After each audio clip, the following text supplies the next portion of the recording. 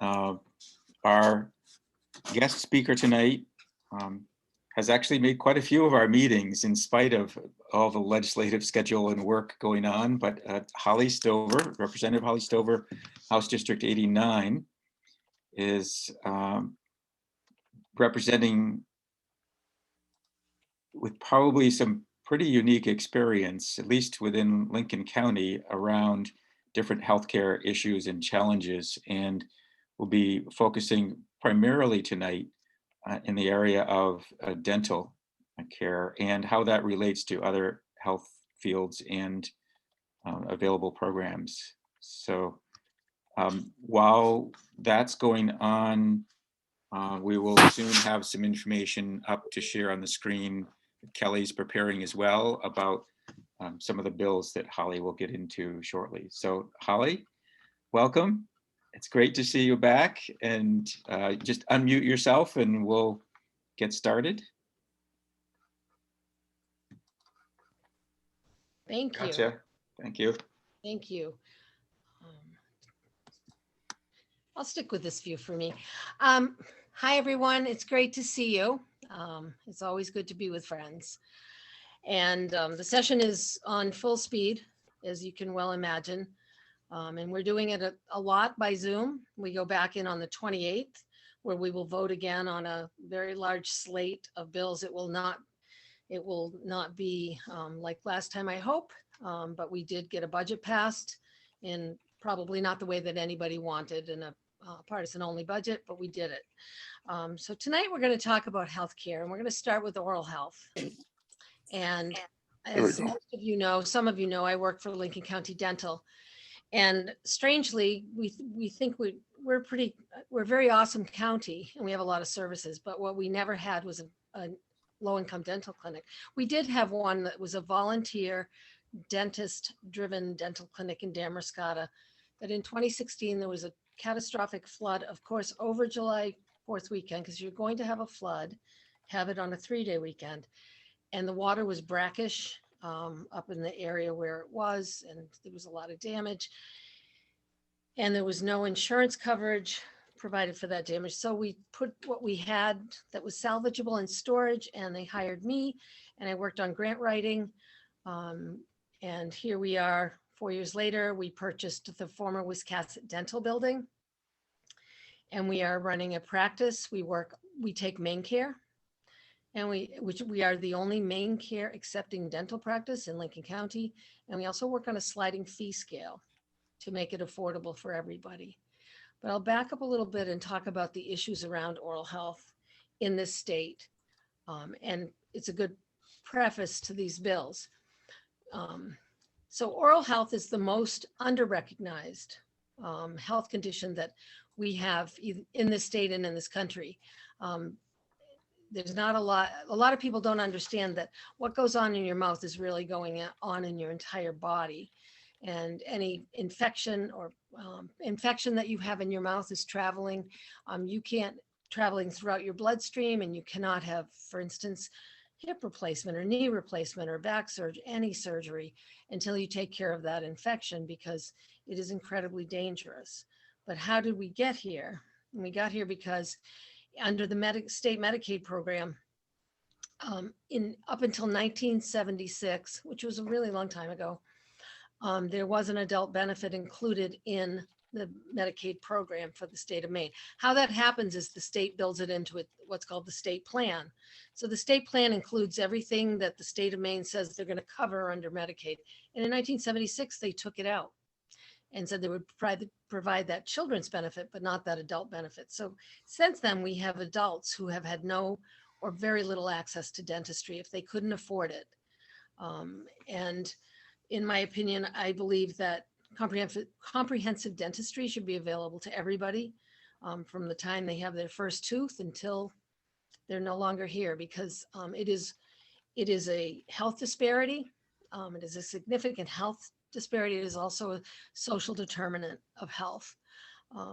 Also, it's a workforce. I always talk about the fact that it's a workforce issue, because it's very hard to get a really good job, a public facing job, if you have oral health issues, if you have missing teeth, So there's so many reasons, health being the biggest one, but also appearance, self-esteem, self-confidence, and the ability to want to go out and interface with people and be part of the community. All is impacted by how we feel about our smile or how we feel about what our teeth look like. Um, and we all know, even if it's just been your wisdom teeth, if you've ever had a toothache, how unbearable. And imagine what it would be like if that was every day of your life. Because I've met people and I've talked to them on the phone, that is every day of their lives. And it's terrible. So we know we can do better, and we have successfully opened. So to give you by example, why there's a gap on Medicaid coverage. So if we do a cleaning at Lincoln County Dental, we are a Medicaid provider, we can bill for that cleaning. We get reimbursed $30. $30 for the cleaning. We get $12 for fluoride for a child, and we get $16 for each of the sealants that go on the back teeth. And sealants are great. If you can put them on children, you can eradicate a lot of oral health disease now with the treatments that we have, if we can get them early, get them in early and consistently. So one of the things we do at Lincoln County Dental before COVID, we have a children's oral health outreach program. We have a van. If you drive by our dental office, you'll see a really cool van painted with wild colored dinosaurs brushing their teeth. And that's our dental van we take to the schools.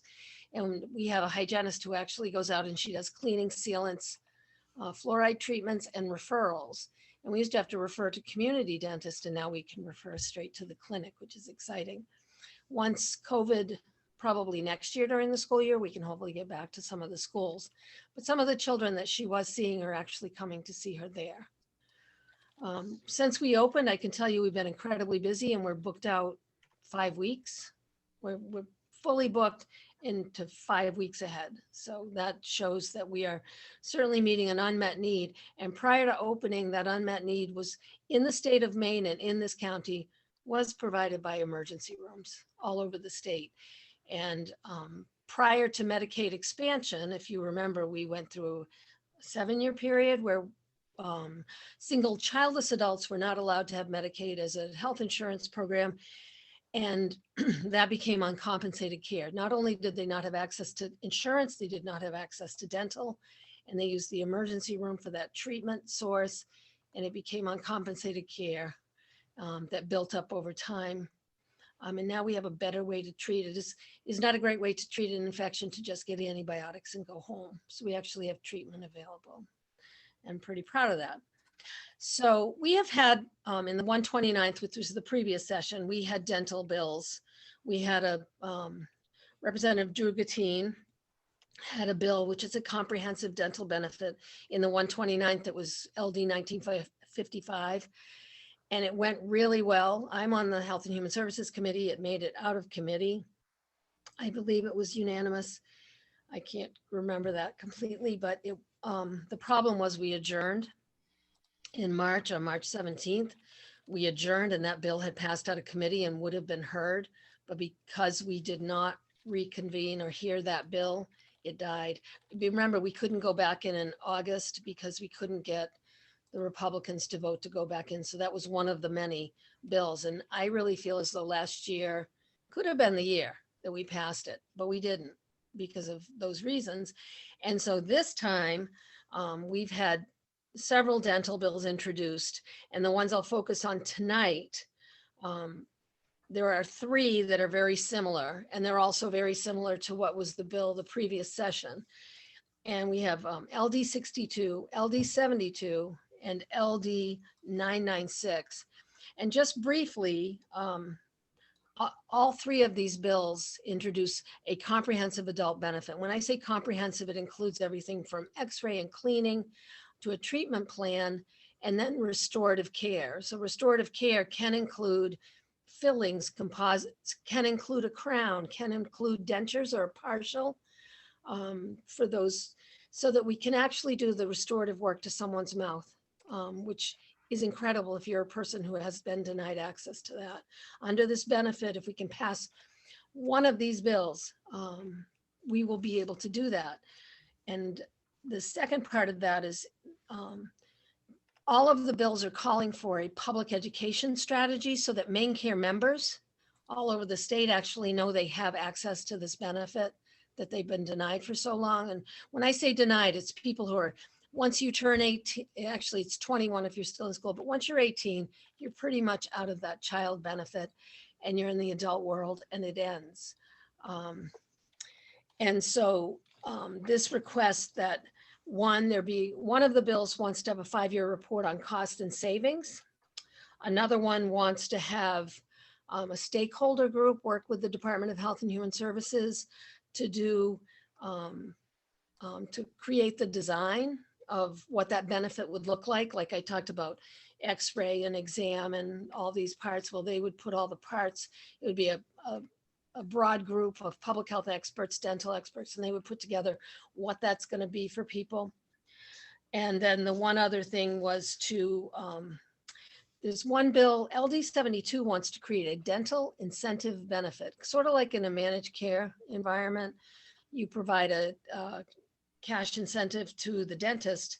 And then they would also, as part of that cash incentive to take Maine Care patients, they would put in a study to measure the effectiveness of having that benefit in place. So all of these bills, LD 6272 and then 996 are very likely to come together because they are so alike and they all want to achieve the same thing. And what we really want is, once this bill passes out of the committee and goes to the floor, is to have one of them instead of 3 of them, which will get very confusing, just like it's confusing for me to even talk about. Somehow during probably the work session, we'll find a way, they'll all be in Health and Human Services, so I will hear them. We'll probably find a way to figure out how we're going to put these together. And that will be a lot of negotiation between the sponsors. But LD 996 is likely to be the vehicle that will take this bill forward. And that bill is being sponsored by our Speaker of the House, Ryan Fecteau. So this Ryan Fecteau's bill is likely to be the bill that will incorporate the other 2 and go forward with this full dental benefit. So what we need, what we wanted to talk about tonight, what we need is to be able to rely on testimony. And there are many ways to give testimony right now because we're all on an electronic platform doing hearings. And so you can write your testimony and submit it through a portal. If you want to testify, if you're very passionate about oral health, you could always come in and testify that. And Kelly's going to provide all this information to us on how you would go about providing testimony, submitting testimony, and then testifying if you wanted to. And this is just one set of bills. And tonight we're focusing on oral health, but there are so many other. We did the survey around health, and there are so many other bills that we're going to talk a little bit more about tonight in mental health and substance use disorder, in elder services. And then there were other issues around transportation and other ancillary supports in health. Some of them are prescription bills, but it's really important that we hear from people who are out there living their lives in the community every day. Often in hearings, what you see over and over again are the familiar faces, mostly lobbyists and providers.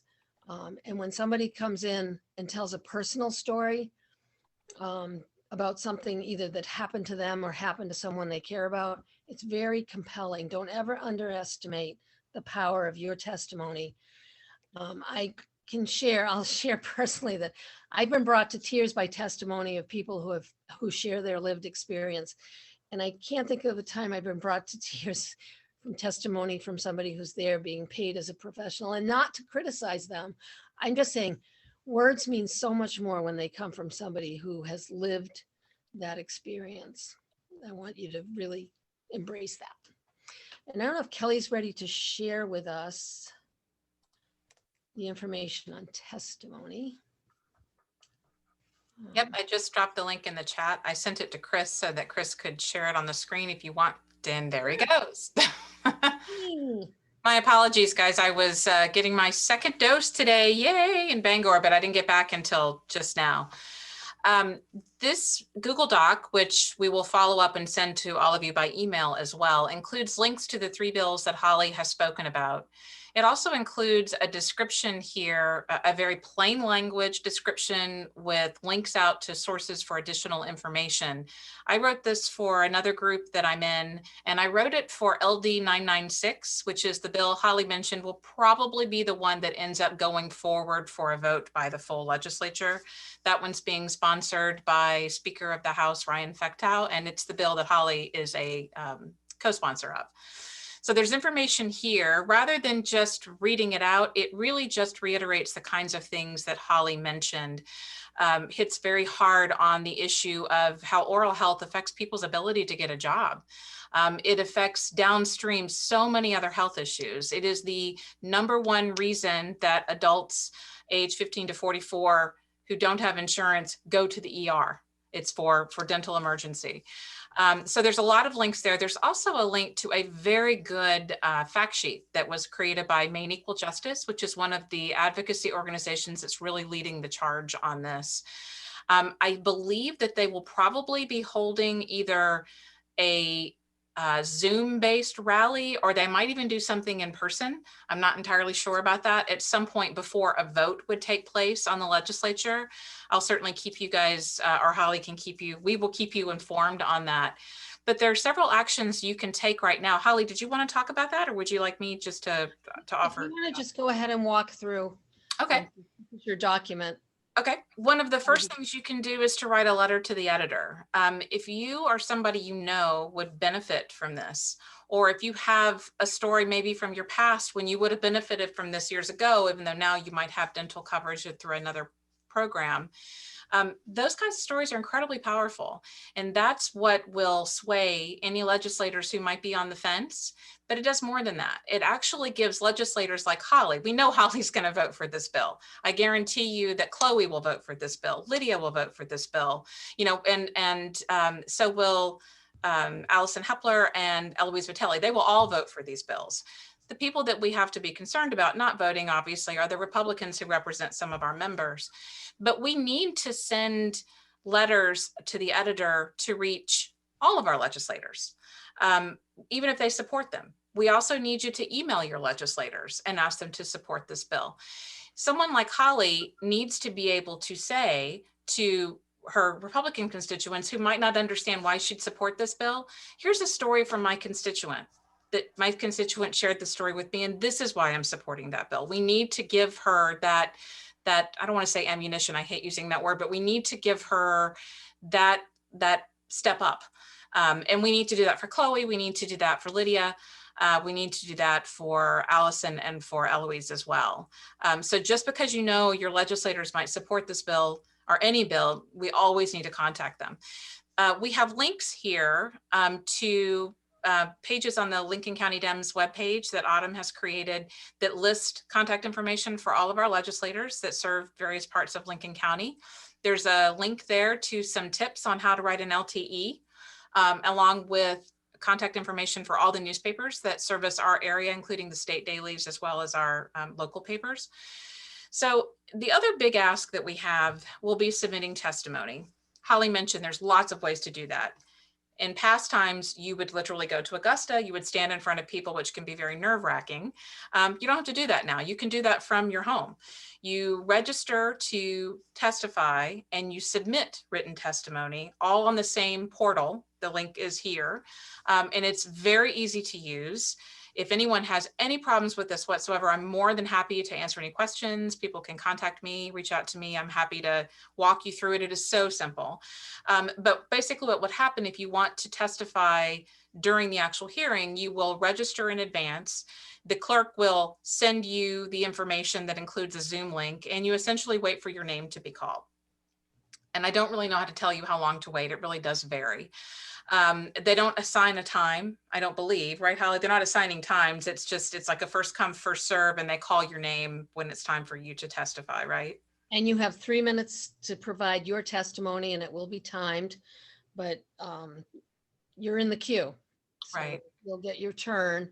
And there's no limit to how long this bill, we had a 4.5 hour hearing recently. It can go a long time.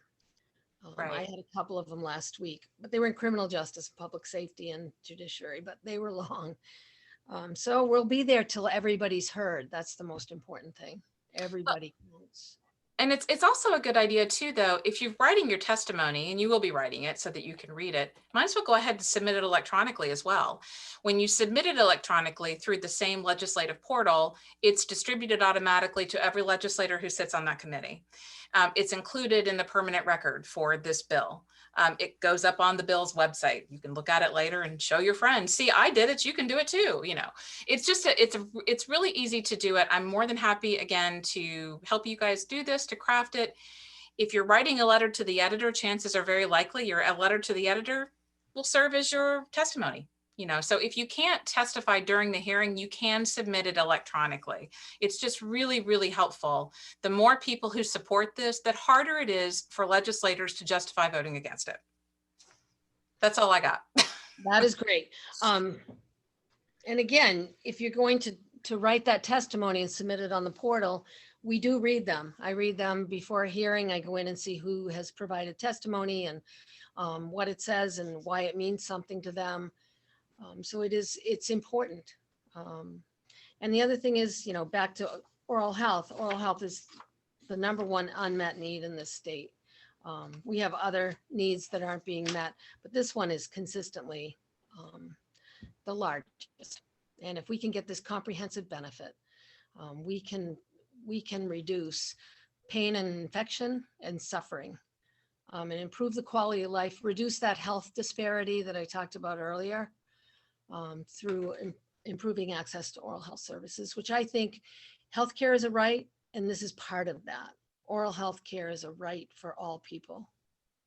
So I'm hoping you're going to support it. What it means to Lincoln County Dental, if I can bring it back down to the local level. So I said earlier, when we do a cleaning, the hygienist does a cleaning, we get $30. So my job, I am the director of development, so I write grants and raise money to make up for all of those cleanings and all of the other services that we provide, where it costs us more than $30 to clean someone's teeth. And so that's why we're a nonprofit. That's why we can take Maine Care. And that is why no one else in Lincoln County. Dr. Bowden took Maine Care, but as for those of you who remembered and loved Dr. Bowden, he recently retired. He'd been doing it so long that he only took the patients he'd always had. He stopped taking new patients quite a while ago. But now we're doing it, and hopefully if it improves, other dentists will consider doing it too. So at this point, that's oral health.